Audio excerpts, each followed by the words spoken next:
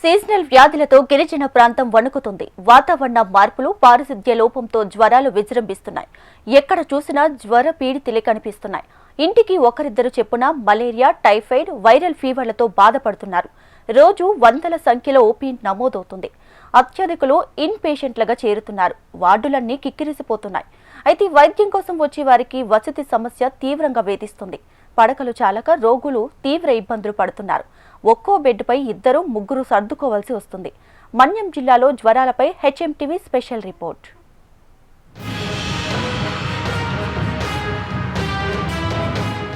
మన్యం జిల్లా సీతంపేట ఏజెన్సీలో malaria viral పంజా విసిరింది. ప్రతి తండాలో వైరల్ మలేరియా కేసులు చాప కింద నీరులా వ్యాప్తి చెందుతున్నాయి. ఇప్పటికే ప్రతి ప్రాథమిక ఆరోగ్య కేంద్రం పరిధిలో వైరల్ మలేరియా కేసులు ఎక్కువగా నమోదవుతున్నాయి. దోనుభాయ్ ప్రాథమిక ఆరోగ్య కేంద్రం పరిధిలో నాయకమ్మగూడ, కిల్లాడ, దేవనాపురం, ఘాటి గుమ్మడ, పొల్ల, కిటికీపాయి తదితర ప్రాంతాలలో అధికంగా మలేరియా కేసులు ఉన్నాయి. కుసిమి ప్రాథమిక ఆరోగ్య కేంద్రం పరిధిలో కురుసింగి, అర్చుబా, మర్రిపాడు ఆరోగ్య కేంద్రం పరిధిలో ఎగువద్వార బంధం గ్రామాల్లో మలేరియా కేసులు నమోదయ్యాయి. ప్రస్తుతం వైద్యం పొందుతున్నారు. ధోనుభాయ్ ప్రాథమిక ఆరోగ్య కేంద్రం పరిధిలో రోజుకు 10 మలేరియా కేసులు నమోదవుతున్నాయి. కుసిమి, మర్రిపాడు పీహెచ్సీల పరిధిలో వైరల్ జ్వరాలు ప్రతి పీహెచ్సీలో 10 కేసులు నమోదవుతున్నాయి.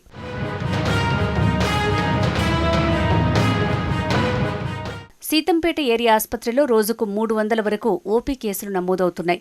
మలేరియా ఆర్డీటీ రక్త పరీక్షలో 21, స్లైడ్ టెస్ట్లో 2 పాజిటివ్ వచ్చింది. ఇక టైఫాయిడ్, విష జ్వరాలతో మరో 83 మంది బాధపడుతున్నారు. వీరిలో ఇన్ పేషెంట్లుగా 31 మంది ఆసుపత్రిలో చేరి వైద్య సేవలు పొందుతున్నారు. అయితే వారికి సరిపడా వార్డులు, బెడ్లు అందుబాటులో లేవు. దీంతో చేసేది లేక వైద్య సిబ్బంది ఒకే మంచంపై 2 లేదా 3కి వైద్య సేవలు అందిస్తున్నారు. 100 పడకలను ఏర్పాటు చేయాల్సి ఉండగా పై అంతస్తులో అదనపు వార్డుల నిర్మాణ పనులు ఇంకా పూర్తి కాలేదు. దీంతో 2 వార్డుల్లో చిన్నారులు, మహిళలకు వేరుగా వైద్య సేవలు అందిస్తున్నారు. ఇంకా కింద అంతస్తులో మరో 40 బెడ్లు రోగులతో కిక్కిరిసి ఉన్నాయి. మొత్తంగా ఏరియా ఆసుపత్రిలో 4 వార్డుల్లో 80 బెడ్లు సిద్ధం చేసి రోగులకు వైద్య సేవలు అందిస్తున్నారు. మలేరియా, టైఫాయిడ్, వైరల్ ఫీవర్లతో అత్యధికులు ఇక్కడ చికిత్స పొందుతున్నారు.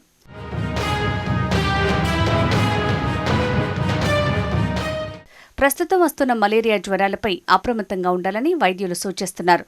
మలేరియా రోగులకు ప్లేట్లెట్స్ తగ్గడంతో రక్త కణాలు క్షీణించిపోతున్నాయి. ఇప్పటికే ప్రాథమిక ఆరోగ్య కేంద్రాల నుంచి మందుల కోసం ఇండెంట్ తీసుకున్నారు. ఆసుపత్రి అభివృద్ధి నిధులు ప్రాథమిక ఆరోగ్య కేంద్రాల్లో గతేడాదే మార్చిలోపు ఖర్చయిపోయాయి. దీంతో రోగులకు సరిపడా సౌకర్యాలు కల్పించలేని పరిస్థితి ఉంది. అవసరమైన మందులు కొనలేని దుస్థితి ఏర్పడింది. ఈ ఏడాది రోగులకు తగ్గ ఆసుపత్రుల అభివృద్ధి నిధులు రావాల్సి ఉంది. ఏజెన్సీలో 2021లో దోమతెరలు సరఫరా చేశారు. ఇప్పటికి 5 ఏళ్లు గడుస్తున్నా దోమతెరలు సరఫరా చేయలేదు.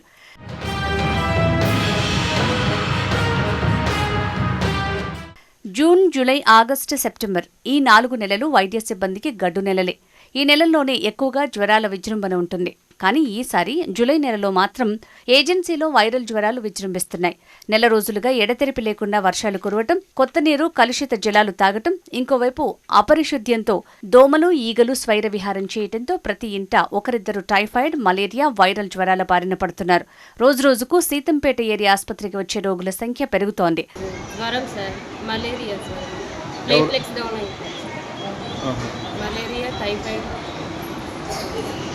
మీ ఊరు ఎవరు అన్నావమ్మా? జనగలో జ్వరాలు ఎక్కువ ఉన్నాయా? ఏమైంది? జ్వరం, మలేరియా జ్వరం. ఎక్కడ చదువుతున్నావు? సామరెల్లి.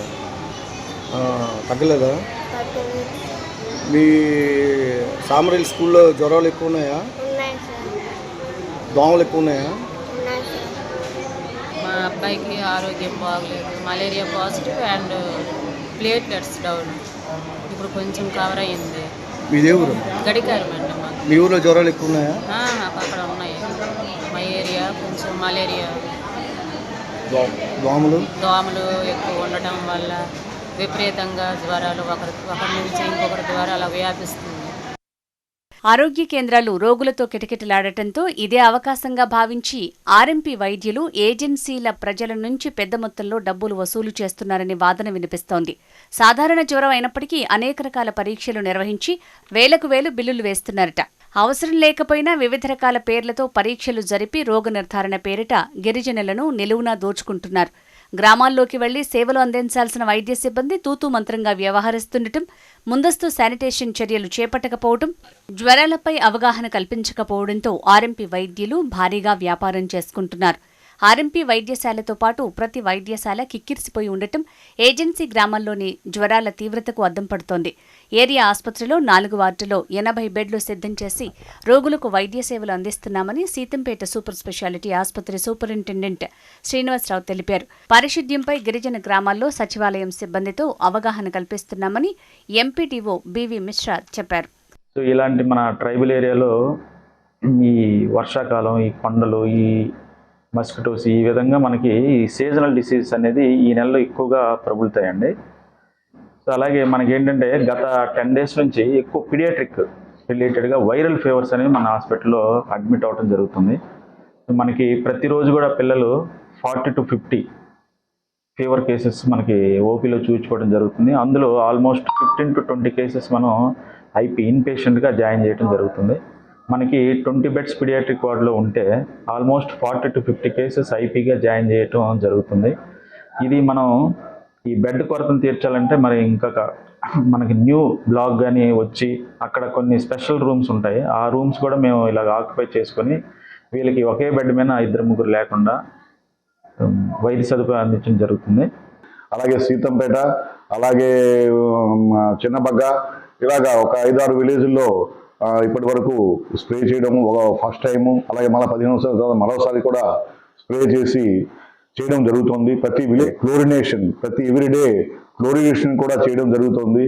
ప్రతి 15 daysకి ఒకసారి ఈ ట్యాంక్స్ కూడా క్లీనింగ్ చేయడం అనేది ప్రక్రియ అనేది సచివాలయం స్టాఫ్ చేస్తాం లేదని కూడా గమనిస్తూ ఎక్కడైనా లోటుపాట్లు ఉంటే వాళ్ళకి ఇన్స్ట్రక్షన్ ఇచ్చి కూడా చేయడం జరుగుతోంది. మన్యం జిల్లాలోని ప్రభుత్వ ఆసుపత్రుల్లో మెరుగైన సేవలు అందించాలి. గిరిజనులకు అన్ని రకాల వైద్యం అందించాలి. మందులు, చికిత్సలు సకాలంలో అందించాలని గిరిజనులు వేడుకుంటున్నారు.